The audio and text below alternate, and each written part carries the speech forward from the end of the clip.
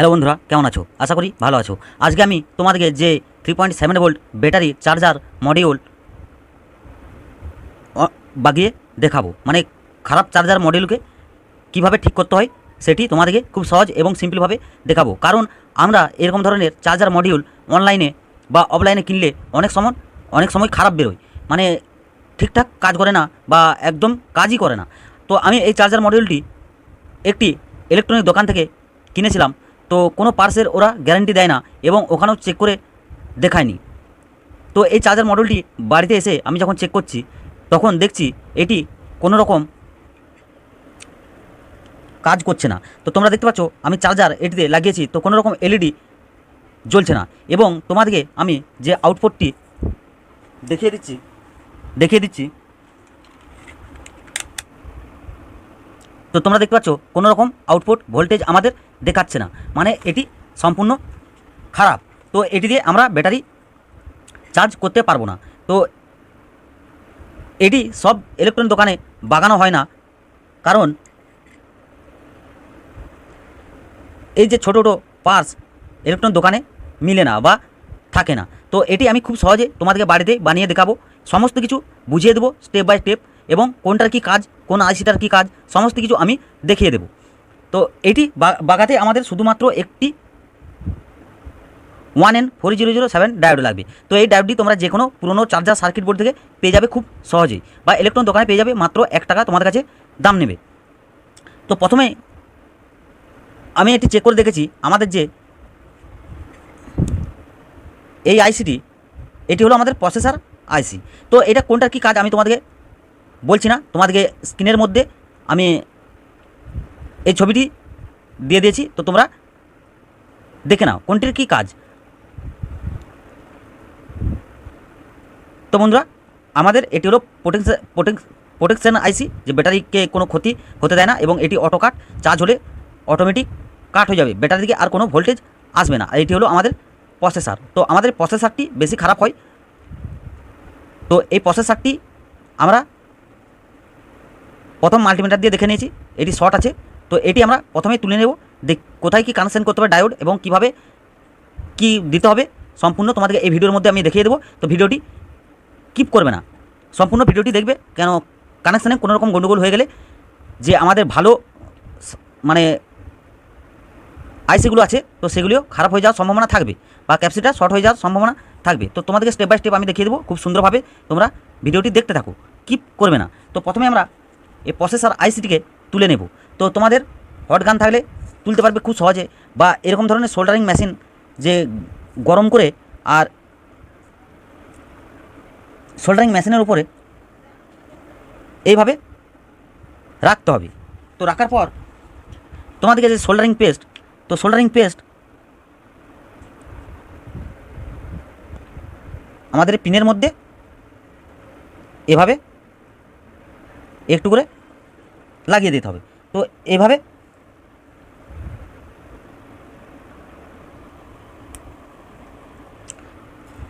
তো গরম হয়ে গেছে, এটা একটু ঠান্ডা হোক, তারপর তোমাদেরকে দেখিয়ে দিচ্ছি।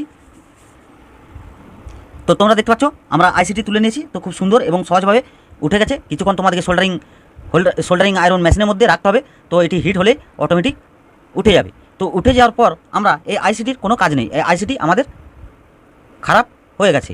তো এরকম ধরনের যে আইসির উপরে মডেল নাম্বার লেখা থাকে, তো সেই সেম মডেল যদি কোনো পুরনো সার্কিট বোর্ডে বা পুরনো চার্জার মডিউলে থাকে, তো তোমরা অবশ্যই সেটি লাগাতে পারো, কিংবা আশা করি এগুলো খুবই কম থাকে এবং খুব কম মিলে। তো সেই জন্য আমি আজকের এই ভিডিওটি বানিয়েছি, যে শুধুমাত্র একটু ডায়োড দিয়ে কীভাবে চার্জার মডিউলকে ঠিক করা যায়। তো এই ডায়োডটি আমাদের একদম কাজের নয়, তো এটি আমরা এখন ফেলে দেবো।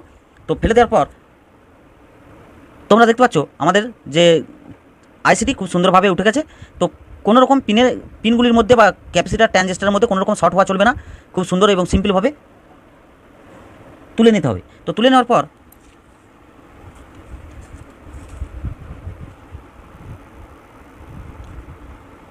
তোমরা যে এই ছবিটি আমি একটি খাতার মধ্যে এঁকে নিয়েছি, তো আমাদের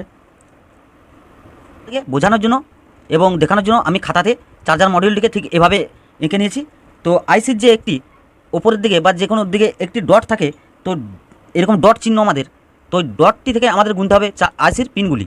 তো 1 2 3 4 5 6 7 8 মোট আইসির 8টি পিন থাকে।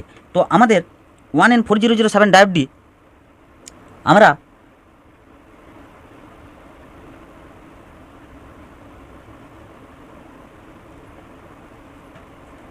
4 এবং 5 পিনের সঙ্গে এভাবে কানেকশান আমাদেরকে করে দিতে হবে। সিলভার দিকটি এদিকে এবং ব্ল্যাক দিকটি এদিকে, মানে নেগেটিভটি এদিকে এবং পজিটিভটি এদিকে, ঠিক এভাবে সোল্ডারিং করে দিতে হবে। তারপর আমাদেরকে একটু এক্সট্রা তার নিতে হবে। এক্সট্রা তার নেওয়ার পর আমাদের যে 3 নম্বর পিনের সঙ্গে এবং 7 নম্বর পিনের সঙ্গে এভাবে কানেকশান করে দিতে হবে। তো আমি আগে কানেকশানটি করে নিই, তারপর তোমাদেরকে এটি চেক করে দেখিয়ে দেবো যে এটি ঠিকঠাক কাজ করছে কি করছে না, এবং সমস্ত কিছু তোমাদেরকে এই ভিডিওর মধ্যে বলে দেবো। তো প্রথম আমি এটি সোল্ডারিং করে নিই।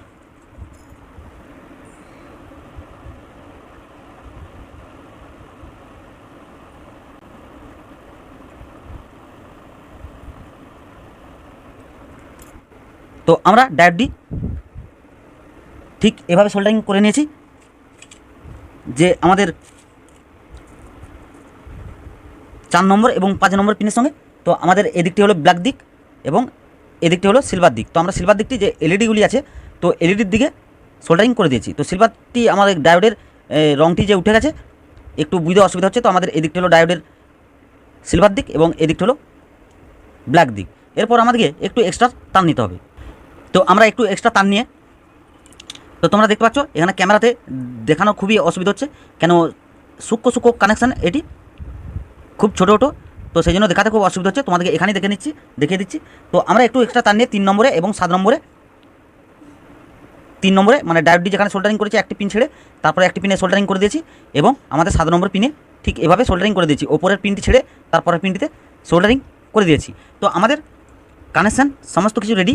এবার এটি আমি চেক করে দেখিয়ে দিই।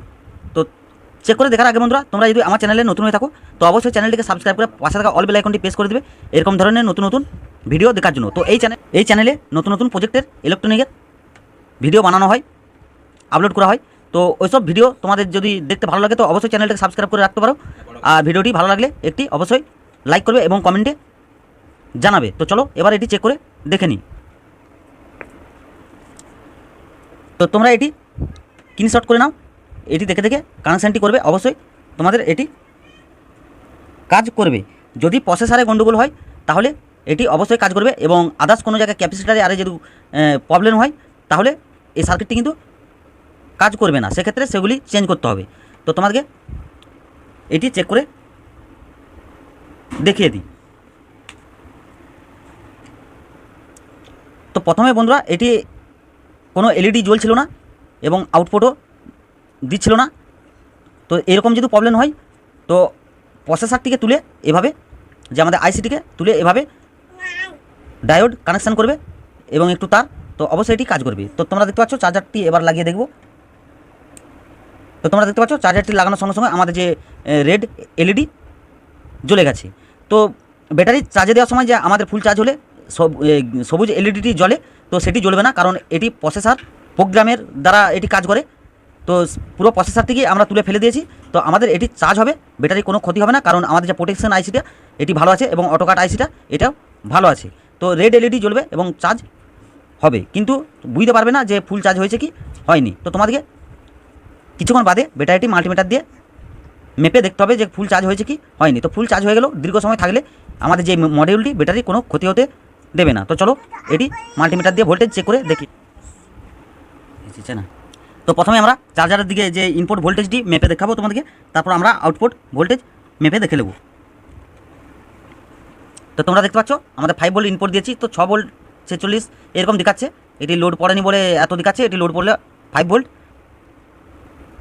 হয়ে যাবে অটোমেটিক। তো এরপর আমরা যে ব্যাটারি কানেকশান যেদিকে করি আমরা ব্যাটারি আউটপুট, সেখানে ভোল্টেজটি দেখে নেব। ডায়োডের কানেকশানটি কেটে গিয়েছিল, ফের সোল্ডারিং করেছি। তো তোমাদেরকে অবশ্যই খেয়াল রাখতে হবে যে কোনো জায়গায় একে অপরের সঙ্গে যেন শর্ট না হয়, তাহলে পুরো সার্কিটটি খারাপ হয়ে যাওয়ার সম্ভাবনা থাকবে। খুব ভালো করে এবং খুব সুন্দরভাবে সোল্ডারিং করতে হবে, একে অপরের সঙ্গে শর্ট হওয়া চলবে না। তো তোমরা দেখছো এখানে আমাদের 4 ভোল্ট দেওয়ার কথা, কিন্তু 5 ভোল্ট দিচ্ছে। তো মাল্টিমিটারে একটু কম বেশি দেখায়, তো এটি লোড পড়লে অটোমেটিক 3.7 ভোল্টে দাঁড়িয়ে যাবে।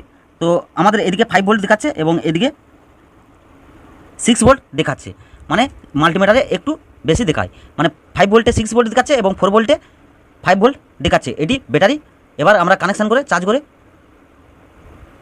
দেখে নেব।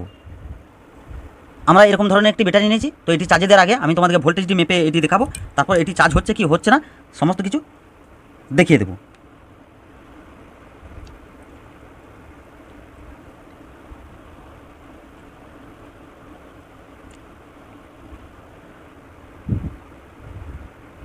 তো তোমরা দেখতে পাচ্ছ 4.545 এরকম ভোল্টেজ দেখাচ্ছে। তো আমরা ব্যাটারি কানেকশান করে দিয়েছি, এবার আমরা এটিতে,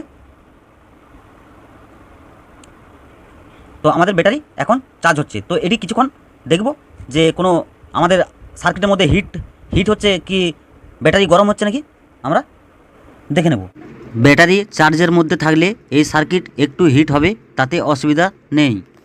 তো আমাদের যে ডায়োডটি লাগিয়েছিলাম, তো ডায়োডটি একটু হিট হচ্ছে, ব্যাটারিটি চার্জ হচ্ছে।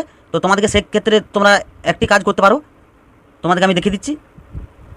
দুটি 1N4007 ডায়োড নিতে হবে তোমাদেরকে। দুটি ডায়োড সিরিজে কানেকশান করতে হবে, এবং এখানে যেভাবে কানেকশান করেছি সিলভার দিকটি ওইদিকে এবং ব্ল্যাক দিকটি এইভাবে 4 নম্বরে ঠিক সেম সেভাবে কানেকশান করে দিতে হবে। তো ডায়োডটি হিট হলে তোমাদেরকে দুটি ডায়োড নিয়ে এভাবে সিরিজে কানেকশান করতে হবে। এদিকটি আমাদের সিলভার দিক এবং এদিকটি সিলভার দিক। তো সিলভার দিকটি এই ডায়োডের ব্ল্যাকে এভাবে সোল্ডারিং করে দিয়েছি, এবং ব্ল্যাকটি 5 নম্বরে, এবং এদিকে এই সিলভার দিকটি এবং এদিকে ব্ল্যাক দিকটি 4 নম্বরে সোল্ডারিং করে দিয়েছি। তো তোমাদেরকে হিট হলে এই কাজটি করতে হবে, তাহলে আর ডায়োড আমাদের হিট হবে না। কিন্তু এটি খুব সুন্দর কাজ করছে এবং ব্যাটারিটিও চার্জ হচ্ছে। তোমাদেরকে প্রথম যে ব্যাটারির ভোল্টেজটি আমি মেপে দেখিয়েছিলাম, তো 4.54 এরকম ছিল চার্জ। তো আমি কিছুক্ষণ দেওয়ার পর দেখি একটু বেড়েছে কিনা। তো তোমরা দেখতে পাচ্ছ 4.61, মানে ব্যাটারি আমাদের চার্জ হচ্ছে। তো এটি এবার খুব সুন্দর কাজ করছে এবং আমাদের ব্যাটারি চার্জ হচ্ছে।